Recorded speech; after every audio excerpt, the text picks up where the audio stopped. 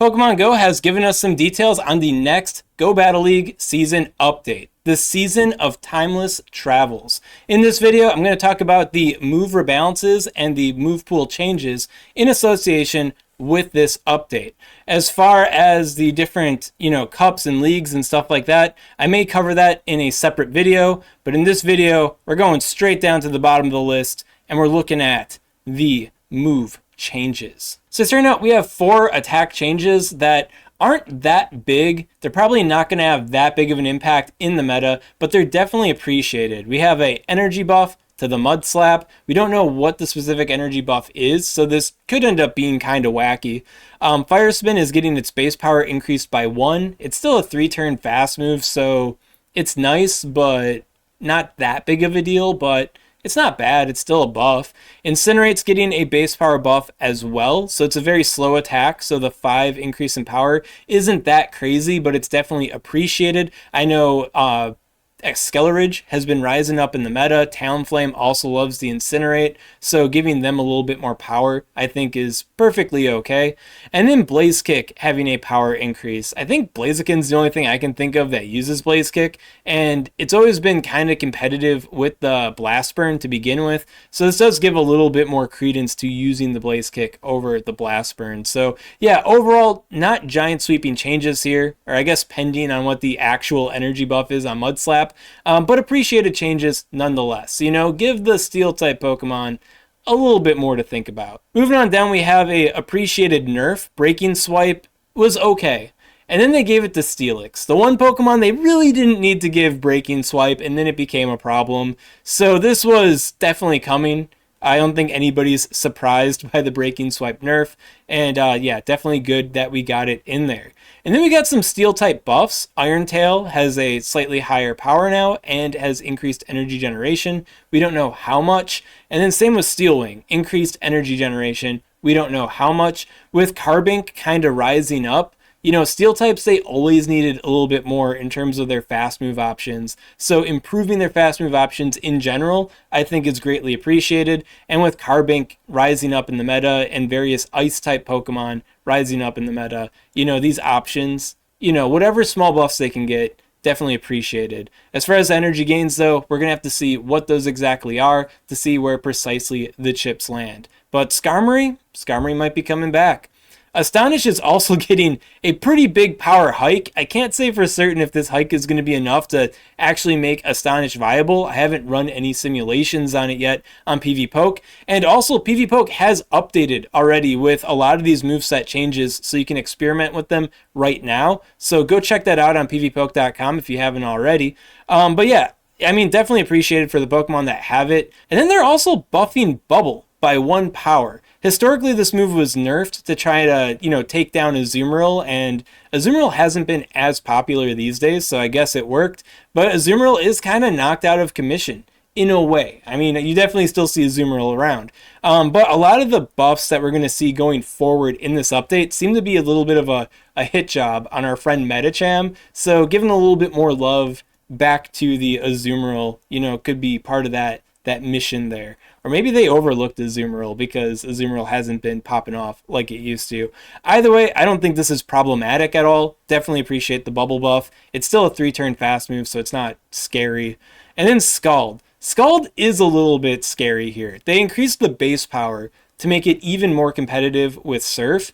And now we have a greater chance to lower the opposing Pokemon's attack stat, which is concerning to say the least, because before it was weak enough where it was yeah, if you don't have Surf, then this is a option you can use and it has a debuff chance maybe, but now it's actually competitive with Surf and it has an even greater debuff chance, which is there's a lot of Pokemon that can spam this a little bit. For example, Poliwrath with Counter can use this pretty freely, so I'm a little bit nervous to see where the chips fall with the Scald buff here, but we'll have to see. Why? Malware bites. Then moving down, we got Psychic Nerf by another 10 base power. So I don't think Niantic cares about the collateral damage anymore. They want Medicham to just feel the pain, right? Who in the meta, other than Medicham, is using Psychic to begin with? I can't think of anything off the top of my head, so Probably not a lot. So whoever gets hurt by the Psychic Nerf, sorry, Slowbro. I guess it had to be done. Then moving down to the attack availability updates, we have some pretty big jump scares here. So first off, Niantic is giving Icy Wind to a lot of Pokemon, including Wigglytuff, of all things. Now, Wigglytuff is already somewhat of a menace. It's got the disarming voice now, so it's got a good low energy, good damage kind of move. It has the Fairy Wind, so it's got good energy gains. And now they're giving it Icy Wind for the debuff. So Wigglytuff is still the kind of Pokemon that can trap the right kind of Pokemon, lock them in, force him to fight the Wigglytuff, and then the next thing that comes in has to eat Wigglytuff's charge moves, but usually it's a resisting Pokemon, so it's not that big of a deal. Well, now it's going to be debuffing them with Icy Wind, which is kind of a big deal. So, there are a lot of problematic updates that I'll be going over here. This one is definitely up there. Like, if I had a top 3, I'd say Wigglytuff getting Icy Wind is a little bit of a problem. We'll have to see how it turns out, but I am kind of nervous about this. And then we get Poliwrath getting Icy Wind, which I think is definitely crossing a line in the sand. This is a counter Pokemon. It uses counter. It's a fighting type, water type counter user, and it's now getting Icy Wind. Poliwrath is already good enough, and it had Ice Punch, and now they buff Scald, and now they're giving it Icy Wind. It just seems to be a little bit too much. If you look at the Pokemon that, have gotten Icy Wind historically, like Glaceon, Mono, Ice-type Pokemon, a lot of these Pokemon really aren't all that meta viable. Drifloon has had some time in the sun with Icy Wind, right? But it's still kind of fragile, and the coverage with the Ghost-type damage wasn't that scary. Drifloon was still, kind of slow and kind of glassy to begin with, so not exactly a menace with the Icy Wind. And I don't think anything else is really big time meta with the Icy Wind, aside from maybe Spinda and of course Seaking and Dugong. Seaking, kind of a meme, used to be a bigger deal back in the day, but as the meta's evolved, it's been a little bit tough for Seaking, but Dugong has had a good time with the Icy Wind. Now when it comes to Dugong in particular, Dugong has a 3-turn fast move that doesn't have the best energy gains on the planet, so it's not exactly that big of a deal with the Icy Wind, right? But now we're moving on to Poliwrath here, who doesn't have ice type weaknesses. It's got water type resistances, not hurt by the ice typing. So that's kind of a big deal for Poliwrath. And it's got stab counter on top of it, making near perfect coverage with the Icy Wind. Is kind of concerning. I can see how they're trying to put more pressure on Medicham and bring other fighting type Pokemon into the meta over Medicham, or at least alongside Medicham as an option, but this might be a little bit too much. As far as Abomasnow getting it, I'm not too concerned about that. Weather Ball is faster, I think, and then Abomasnow is pretty glassy to begin with. It just has the Energy Ball for the follow-up. So this is an appreciated buff for the Abomasnow, but it's not scary like how it is for Wigglytuff and Poliwrath. Two Pokemon that really don't need this option, getting this option. As far as the Avalugs go, as far as I'm aware, they're not anything in the Great League, so I hope to continue to not having to think about these Pokemon. Maybe it means something in the Master League. If you play Master League, if you got time and money for that, let me know in the comments if this is a huge deal for the Avalugs, but I'm not terribly afraid or impressed by this. But then they're also giving it to Arctibax. And Arctibax is really good. I don't know if somebody at Niantic HQ is looking at the Arctibax usage and how good Arctibax is supposed to be, and they're like, wow, people really aren't using Arctibax. Maybe we gotta buff Arctibax a little bit. But Arctibax is really good. The reason why people aren't using it is because they haven't even caught a Frigibax yet. I don't know about you guys. I have not seen a Frigibax in the wild, let alone captured one. But I do know that Arctibax is a strong Pokemon in the meta. And it's kind of aggravating, especially when it comes to the play Pokemon scene, because Arctibax is a scary, good Pokemon that a lot of people don't have access to. Not all of us live in big cities that have a scanner that can send us, push text alerts with GPS coordinates to where the Frigibaxes are spawning in our neighborhood. I don't have that. I'm pretty sure a lot of us don't have that. And now Arctibax, the haves in this situation are going to have more. And this kind of like peels up a little bit of my frustration with Pokemon Go and how they've been handling the competitive scene. And that is that they've done nothing in the past 2 years to improve our odds of getting more competitive IV Pokemon or more competitive Pokemon in general to like kind of even the playing field in the Play Pokemon Syndicate. I feel like they have a responsibility to do that. If you compare it to like the VGCs and people hacking and genning their Pokemon, and how Game Freak or Pokemon or whoever has made it easier to get legit perfect Pokemon in the main series games over time to, you know, make their competitive format more approachable. You know, I feel like Niantic really needs to take a leaf from that notebook, give us some sort of IV fixing item, maybe at a limited distribution, sort of like how we have the Elite TMs. I don't think it's going to hurt the longevity or long-term viability cash cow of Pokemon Go to be a little bit nice to the competitive players this way. So, I don't know. Is Icy Wind that much of a big deal compared to the Avalanche or Dragon Claw? You know, I can't say for certain, but I don't feel like Arctibax needed anything additional in its arsenal. It's already a very powerful competitive Pokemon. Why'd you guys have to give it another really good option? I don't know. And this thing's like weak to Medicham too, you know, counter hurts it. So like, I thought we're trying to nerf Medicham. Why are you bringing up something that Medicham can deal with? Whatever.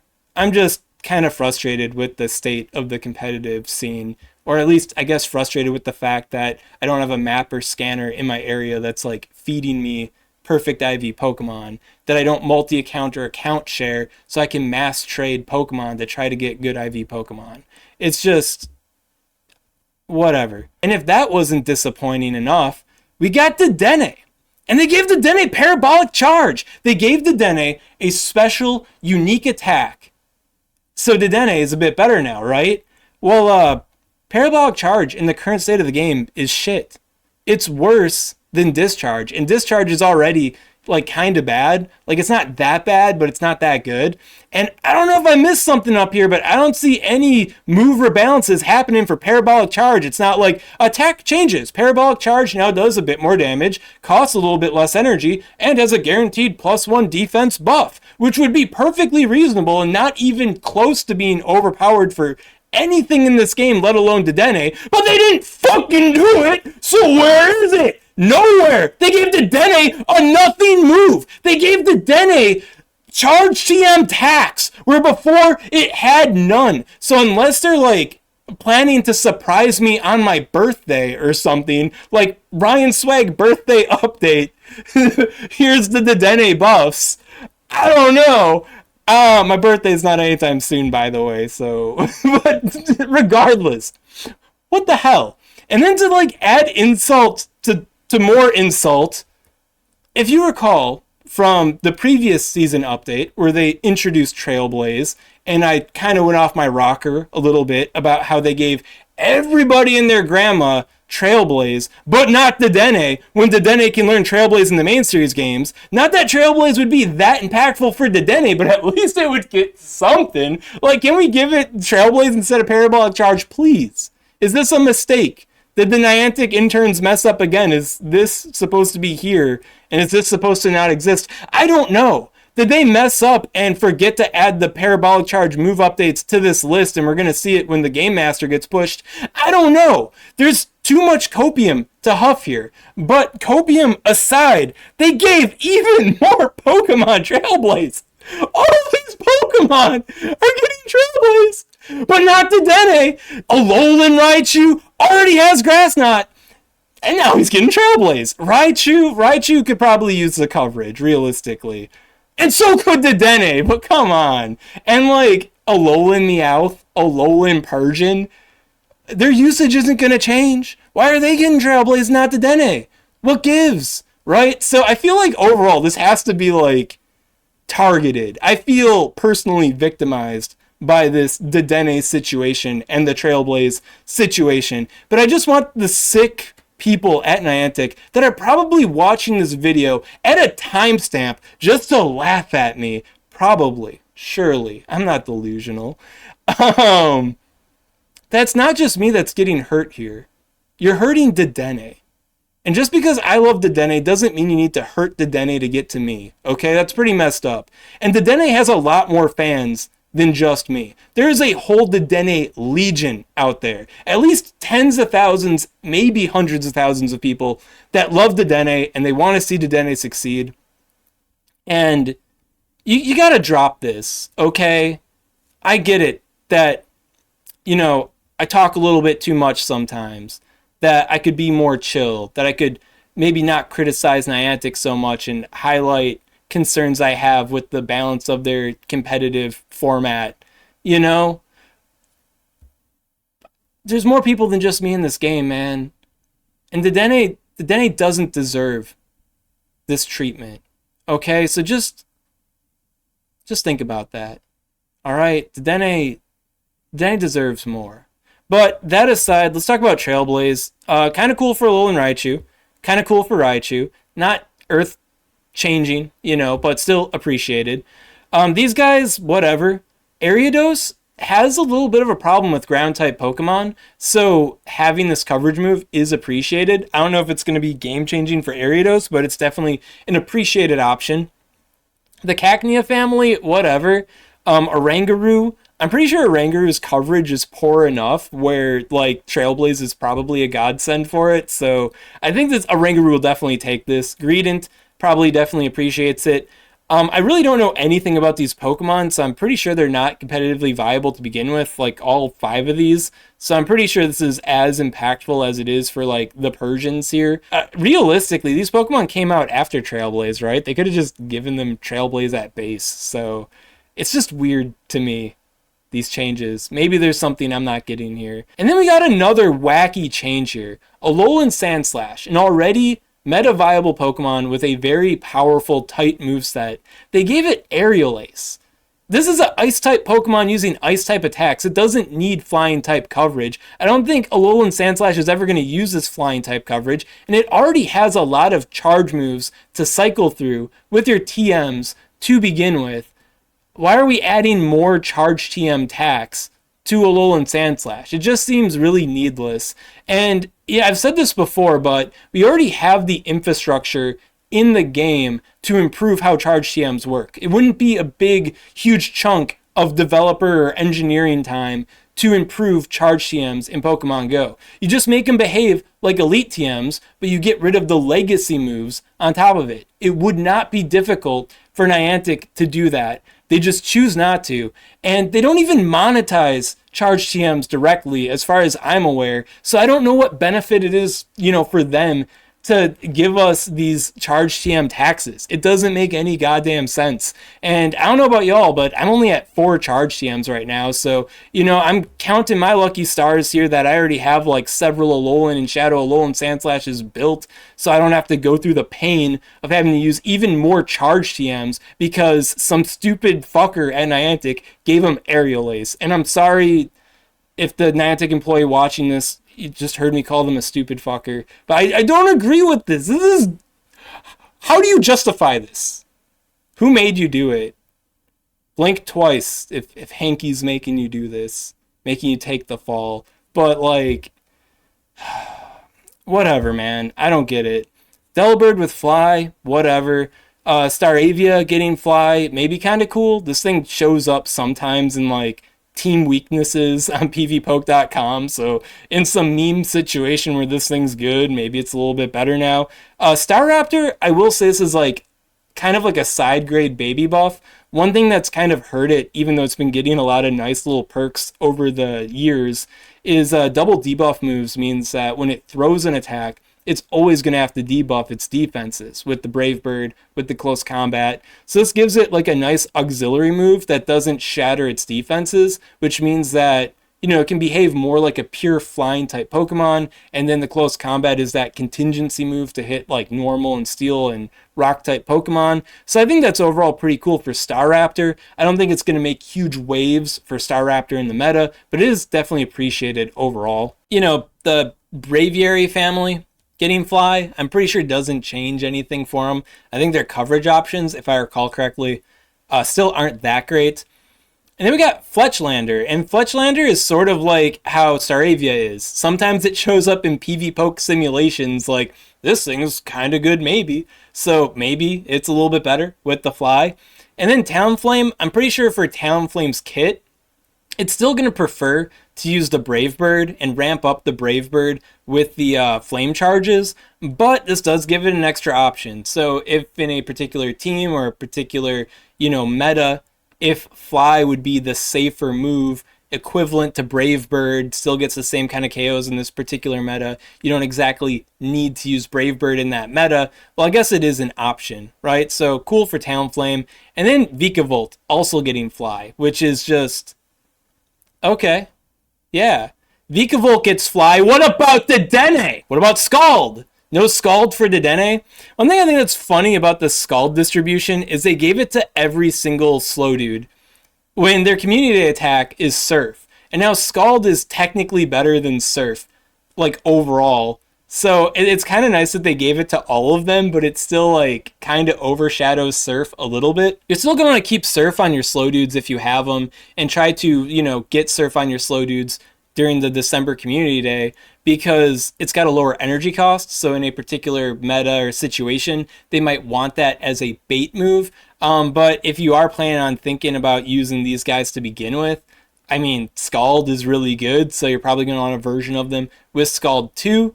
So, I don't know, it's nice, but it's kind of quirky. And then Politoed getting Scald is like, it's got Weather Ball, right? But Scald, maybe it's better than Weather Ball now, right? So, and I think that kind of paints a picture conceptually as to why I'm kind of nervous about the Scald buff to begin with. Because, I mean, sitting back and thinking Scald is kind of better than Surf is one thing, but sitting back and thinking that Scald is better than Weather Ball is... is Scald too good now? I guess we're going to have to wait and see. And then we got Scald on Quillfish. We got Scald on Suicune. We got Scald on everybody. Everybody but Dedenne. But Dedenne can't learn Scald, so whatever. One Scald distribution I am pretty stoked about is going to be that Ludicolo. Ludicolo used to be kind of interesting in the Great League meta, like multiple years ago. And then they nerfed Bubble, and that kind of knocked the wind out of Ludicolo's sails, right? Well, now we got a Bubble buff, and now Ludicolo's getting Scald. So we could see Ludicolo start to sneak back into the meta. I think overall it's still a little bit too slow to be that impactful, but in a specific situation, I mean, Ludicolo does have some unique resistances. Bubble is now a little bit better than it was before, and we have Scald to work with, so Ludicolo might be rising up. Hey Niantic, if you want another Pokemon to give Trailblaze to alongside Dedenne in your next season, Ludicolo also would appreciate the Trailblaze. And the visual of Ludicolo dancing around and doing the Trailblaze, I kind of like it. So, immersion-wise, I think Ludicolo definitely deserves to have the Trailblaze. Then we also got Scald on Wailmore and Wailord. I just said Wailmore really weird, which is kind of whatever. They're not good, but okay. And then we're also giving it to Barboach. Deep implications for the Little Cup metas, right? And then also Wishcash. I don't know if Wishcash ever really asked for a water type attack, sort of similar to Aquatail getting put on the Quagsire, but it doesn't exactly dislike having it. I still think Mud Bomb and Blizzard are going to be more the bread and butter for Wishcash. But yeah, I think that this is a nice side grade for Wishcash. Might not be the main move that Wishcash is going to use, but definitely appreciated on the Wishcash. And then for Crawdaunt, I don't know, it uses Crab Hammer as a water type attack. That's its semi-signature attack. That's the cooler attack I want to use immersion-wise with my Crawdaunt. So buffing it with Scald feels like a little bit of a slap in the face in terms of the Crab Hammer, but I guess we'll take it. Then we've got two counter user buffs. We got Vigoroth getting Rock Slide, so it's got better options against ghost type Pokemon now. Not exactly a revolutionary buff because we're still getting walled somewhat by steel type Pokemon. But we'll take it. We'll take the Rock Slide. Definitely appreciated. And then Toxicroak is getting Shadow Ball, which is massive. Definitely a middle finger. And for Toxicroak, that's going to be that red claw-looking finger right there, to the Medicham and the Deoxys defense form, two Pokemon that have harassed the heck out of Toxicroak.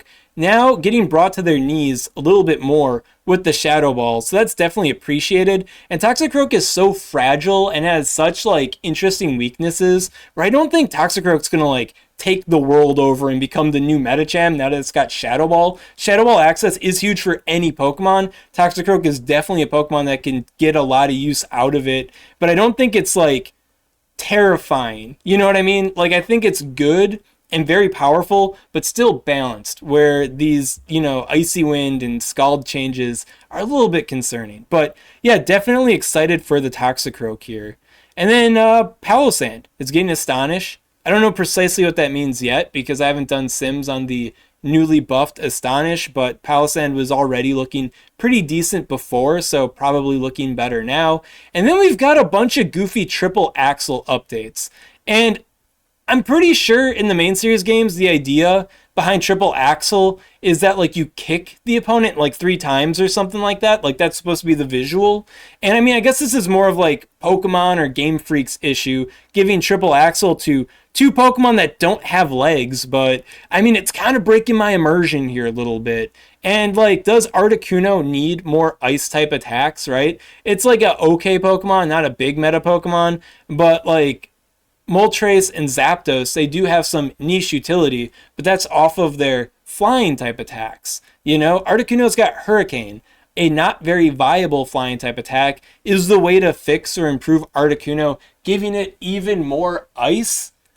I'm not exactly sure, but I don't call the shots here, so I guess what do I know? Delibird, pretty whatever, because he's not good. Kyogre, also kind of whatever. Froslass, this is spicy. So when Froslass is big in a meta, you have a lot of Froslass mirrors. And the Froslass mirrors are very like tight to begin with. Like you want to make sure you have enough attack so you can, you know, win charge move priority, but you want to have enough bulk. So there's various shield scenarios that they can't beat you with straight Avalanche sometimes, right? So Froslass is a very like tight, tricky Pokemon. If you want more details, check out my Froslass PvP IV deep dive, link above and in the description for that. And this just adds another layer of like sweatiness to the Froslass mirror and all Froslass matchups to begin with, because are they throwing an Avalanche? You don't want to eat an Avalanche, so you'll want to spend a shield. But if you shield the triple Axel, well, things just got a little bit worse for you. So I like it. I know that there's a lot of people that hate Froslass matchups to begin with, and they really don't want Froslass getting like another extra tricky tool to its already tricky toolkit. But I'm here for it. You know, I dig the Froslass mirrors. I'm not exactly strong in the Froslass mirrors, but I do find them to be entertaining, and I'm here for it. This is the problematic change that I'm okay with. Could Dedenne get triple Axel? I mean, it doesn't in the main series games, and I don't think it'd really improve its coverage that much, but come on, man. Parabolic Charge, unbuffed? What gives? At any rate, that's all I gotta say about the Timeless Travels Pokemon Go Battle League update right now. If you have any questions on this content, of course, comment below, let me know what's up, and I'll be happy to help you out. And if you enjoyed this kind of content, you want to see more like it, well, make sure to subscribe to SwagTips. I'd also like to give a special shout out to these Patreon supporters. If you want to support Swagman on Patreon, link in the description. That's just for the YouTube algorithm. Now people are like clickety-clacking on their keyboards. Ryan Swag, don't you know that the Dedenne can't learn flying its moveset? Dang.